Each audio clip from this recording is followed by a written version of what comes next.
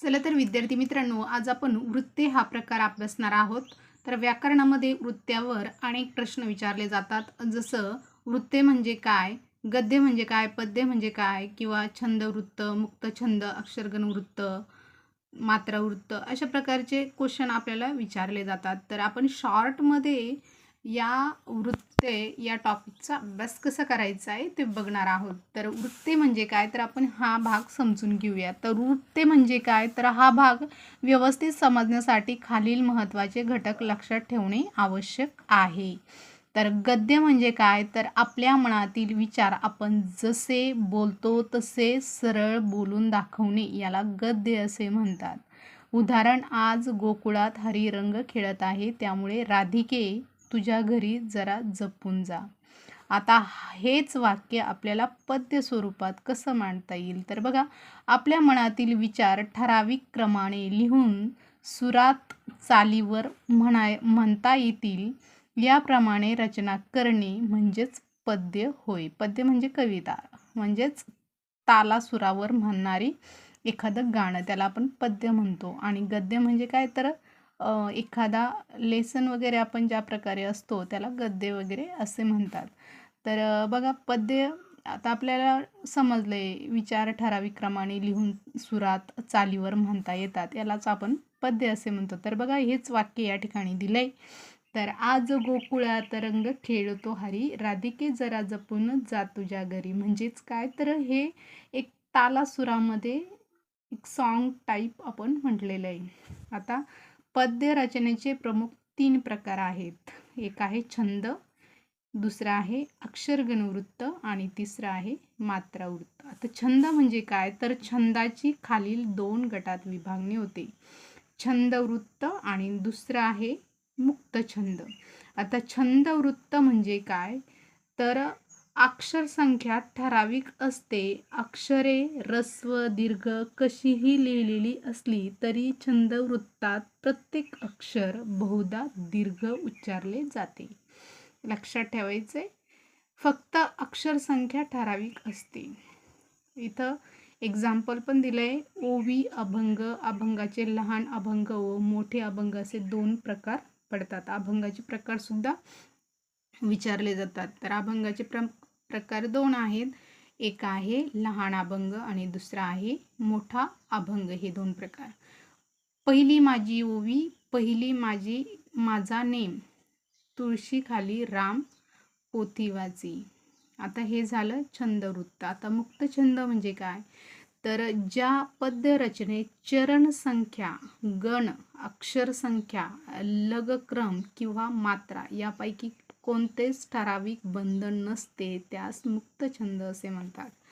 मुक्तछंद म्हणजेच मुक्त, तिथं कोणत्याच प्रकारचं बंधन नसणे. मुक्त म्हणजे बंधन नसणे. त्या ठिकाणी चरणाचं बंधन नाही, चरण संख्याचं बंधन नाही, चरण म्हणजे ओळी, ओळीचं बंधन नाही, गणाचं बंधन नाही, अक्षरसंख्येचं बंधन नाही, लघुगुरुक्रमाचं बंधन नाही, कोणतेच ठराविक बंधन नसतं. त्याला म्हणतात मुक्तछंद. आता या ठिकाणी जर आपण ऑब्झर्व केलं तर बघा, पहिल्या ओळीमध्ये 1 2 3 4 5 5 अक्षर आहे. 1 2 3 4 5, इथं पण 5 आहे, पण खालच्या ओळीमध्ये जास्त अक्षर आहे. म्हणजे या ठिकाणी मुक्तछंद हे पद्यरचनेचा प्रकार आहे. त्यानंतर अक्षरगणवृत्त म्हणजे काय? आता आपण पुढचा प्रकार बघणार आहे अक्षरगणवृत्त. अक्षरगणवृत्त म्हणजे काय? तर प्रत्येक ओळीत अक्षराची संख्या सारखी असते. अक्षरगणवृत्त म्हणजे प्रत्येक ओळीत अक्षराची संख्या सारखी असते. तसे मुक्तछंदामध्ये अक्षराची संख्या सारखी नसते. त्यानंतर अक्षरगणवृत्तात ओळीतील अक्षराचा लघुक्रम सारखाच असतो. यतिस्थानी समान असतात, त्यास अक्षरगणवृत्त असे म्हणतात. अक्षरगणवृत्ताचे लक्षणे: प्रत्येक ओळीत अक्षराची संख्या समान, ओळीतील अक्षराचा लघुक्रम सारखा, यतिस्थान समान असते, त्यास अक्षरगणवृत्त असे म्हणतात. तर या ठिकाणी एक्झाम्पल पण दिलेलं आहे. त्यानंतर पुढचा प्रकार बघूया, वृत्त संबंधित महत्त्वाच्या बाबी. आता मात्रा म्हणजे काय? तर मात्रा लक्षात घ्यायची. मात्रावर पण स्पर्धा परीक्षेमध्ये क्वेश्चन विचारला जातो. एखाद्या अक्षराचा उच्चार करण्यास जो कालावधी वेळ लागतो त्यास मात्रा असे म्हणतात. ऱ्हस्व अक्षराची एक मात्रा असते. ऱ्हस्व अक्षर हे उच्चारण्यासाठी थोडा वेळ लागतो म्हणून त्याची एक मात्रा, आणि दीर्घ अक्षरासाठी वेळ जास्त लागतो म्हणून त्याची 2 मात्रा असते. आता कमला, क म हे 2 अक्षर ऱ्हस्व आहे आणि ला दीर्घ आहे म्हणून त्याचे 2 मात्रा घेतल्या. इथं क ऱ्हस्व एक मात्रा, म पण ऱ्हस्व आहे म्हणून एक मात्रा, आणि ला हे दीर्घ आलंय, काना आलाय म्हणून त्याला 2 मात्रा दिल्या.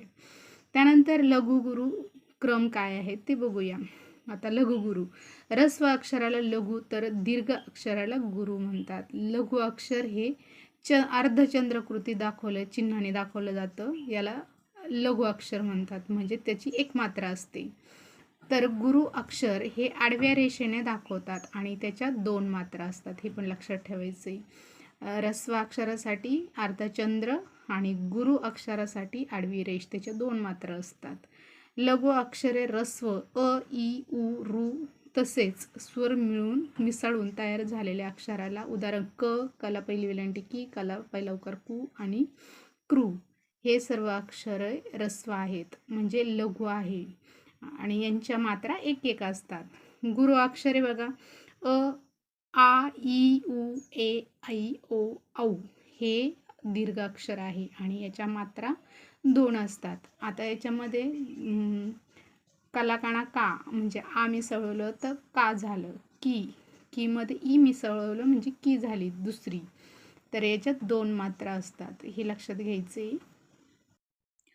आता लघु गुरुक्रम, लघक्रम म्हणतात त्याला. लघु गुरुच्या क्रमालाच लघक्रम असे म्हणतात. लघु गुरुच्या क्रमालाच लघक्रम असे म्हणतात, हे पण लक्षात ठेवायचे. त्यानंतर लघु गुरु ओळखण्याची नियम. आता जोड अक्षरापूर्वीचं लघु अक्षरावर जोर आघात येत असेल तर ते गुरु मानावे, नसेल तर लघु मानावे. पुस्तक, आता पु हे ऱ्हस्व आहे परंतु जोडाक्षर हे स्त आहे, पूच्या नंतर स्त, परंतु या स्तचा जोर प वर पडतोय पुवर, म्हणून हे जोड अक्षर दीर्घ मानले आणि त्याच्या 2 मात्रा आणि इथं एक एक मात्रा घेतली. उन्हाळा हे शब्द उ हे ऱ्हस्व आहे त्याच्यामुळे एक मात्रा, अर्धचंद्र, आणि ना हे दीर्घ आहे म्हणून त्याची आडवी रेषा घेतली आणि तर परत ऱ्हस्व आहे. जोडाक्षरातील शेवटचे वर्ण ऱ्हस्व असेल तर जोडाक्षर लघु मानावे. बघा, जोडाक्षरातील शेवटचे वर्ण ऱ्हस्व असेल तर जोडाक्षर लघु मानावे. इथं भास्कर दिलेलं आहे, भास्कर, तर याचा लघुगुरुक्रम इथे दिलाय. शेवटचे अक्षर, जोडाक्षरातील शेवटचा वर्ण दीर्घ असेल तर ते गुरु मानावे. जोडाक्षरातील शेवटचा वर्ण हा दीर्घ असेल तर तो गुरुच मानावा. लघु अक्षरावर अनुस्वार किंवा विसर्ग येत असेल तर गुरु मानावे. बघा, लघु अक्षर असेल तरी पण ते विसर्ग किंवा अनुस्वार असेल तर ते गुरुच मानावे. कवितेच्या चरणाच्या शेवटी येणारे लघु अक्षर दीर्घ उच्चारले जाते म्हणून ते गुरु मानावेत. काही वृत्ताच्या चरणात 3-3 अक्षराचे गट पडल्यास शेवटचे 1 किंवा 2 अक्षर राहतात, त्यातील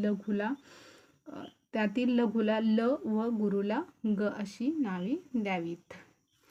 त्यानंतर पुढे दिलेलं आहे बघा, यती म्हणजे काय, तर हे थोडंसं समजून घ्यायचं आहे. यती म्हणजे काय, तर कवितेचे चरण म्हणताना आपण मध्येच काही अक्षरानंतर थांबतो, या थांबण्याच्या जागेलाच आपण यती असे म्हणतात. यतिभंग म्हणजे काय, तर बघा, शब्दाच्या मध्येच थांबावे लागतं असेल तर त्यास यतिभंग असे म्हणतात. त्यानंतर पुढे काय दिलेलं आहे, गण. वृत्ताचे लक्षण ठराविक लघुगुरुक्रम मांडून अक्षरातील 3-3 गटात जी विभागणी केली जाते त्याला गण असे म्हणतात. तर बघा, एक चरण दिलेलं असतं आणि त्याचे 3-3 गट केलेले असतात, त्याला आपण गण असे म्हणतो. आता या ठिकाणी कवितेतील अक्षर मोजण्याची माप म्हणजेच गण.